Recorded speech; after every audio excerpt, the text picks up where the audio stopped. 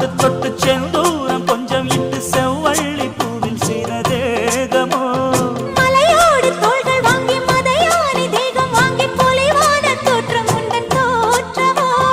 குற்றால சாரலுக்கும் கொடைக்கானல் தூரலுக்கும் இல்லாத சுகம் உந்தன் வார்த்தையோ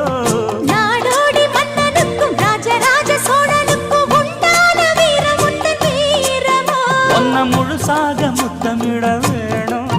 உன்னை முழம் போட்டு அள்ளிக்கொள்ள வேணும் என் குல வாழைய இலை போடவா ஏதின்னும் தாமதம் அடி மீனா பொண்ணு